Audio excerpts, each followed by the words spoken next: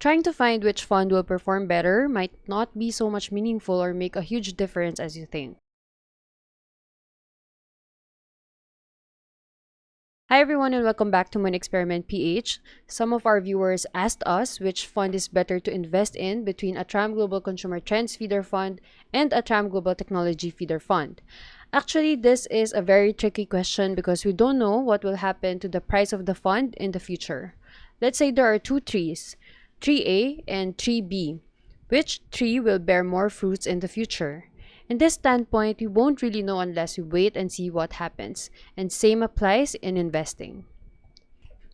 Even so, we are going to try to compare the two funds that were recently added to GCash GInvest platform, a ATRAM Global Consumer Trends Feeder Fund and a ATRAM Global Technology Feeder Fund.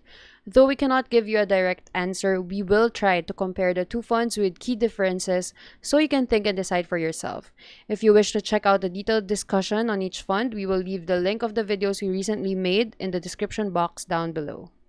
Firstly, a ATRAM Global Consumer Trends Feeder Fund and a ATRAM Global Technology Feeder Fund have different investment management firms, Invesco and Fidelity respectively. So with this information, you can also tell the fund managers are also different.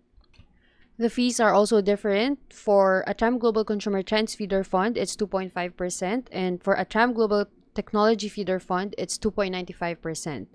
The two funds have different themes as well. One fund's theme is technology and the other is consumer discretionary.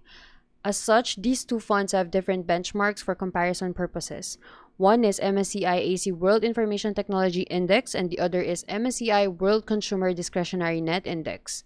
Since the funds have different themes and benchmark indices, the portfolio holdings are also different. The two documents are from Invesco and Fidelity's website's Fund Fact Sheet as of March 31st, 2021.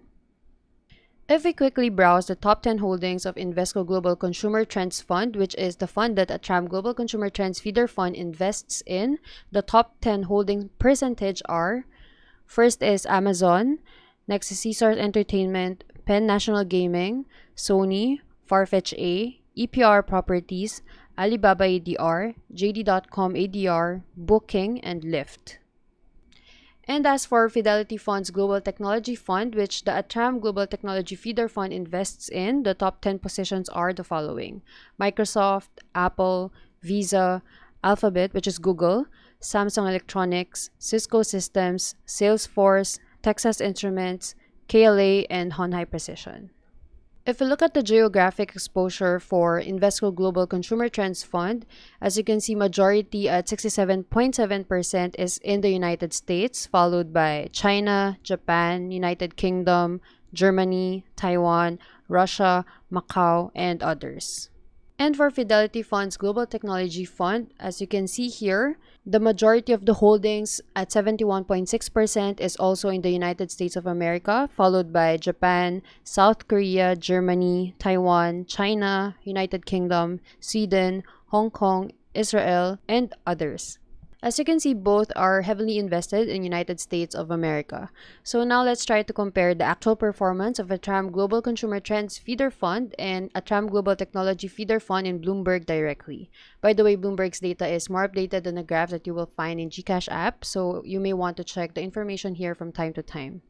In this chart, a ATRAM Global Consumer Trends Feeder Fund is the orange line and a ATRAM Global Technology Feeder Fund is the black line.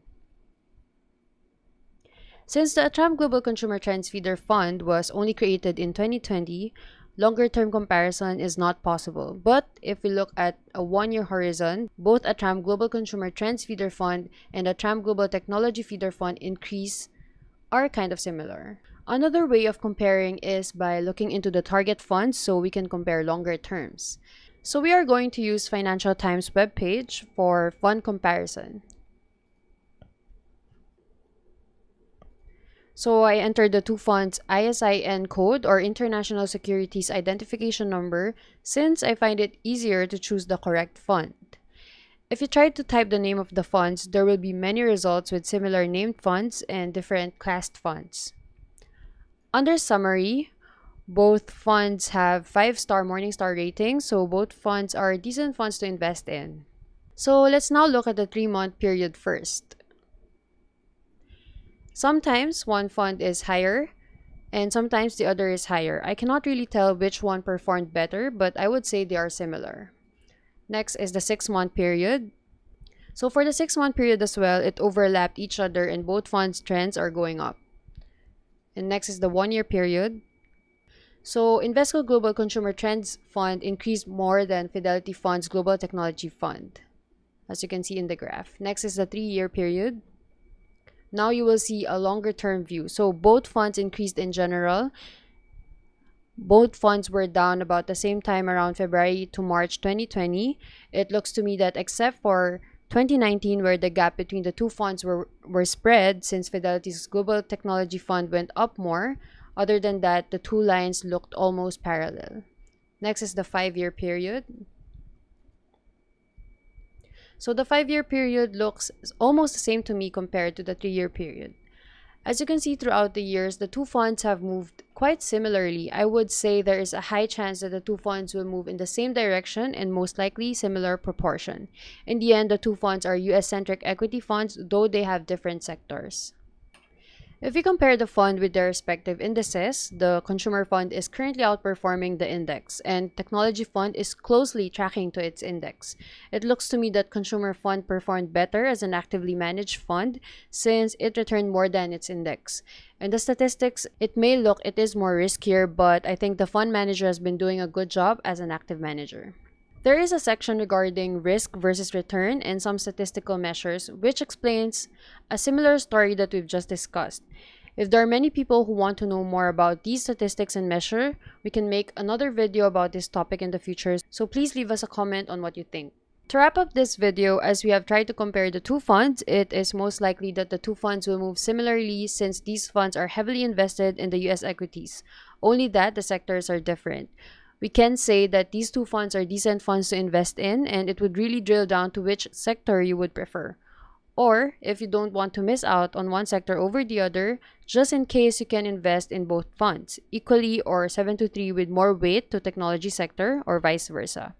We've also discussed about the importance of asset weight and allocation in our previous video, so please do watch it as it is one of the essentials in managing your portfolio. Thank you for watching our video. You can also visit our website, moneyexperimentph.com, and don't forget to like, subscribe, and hit the notification bell for our future updates. Bye!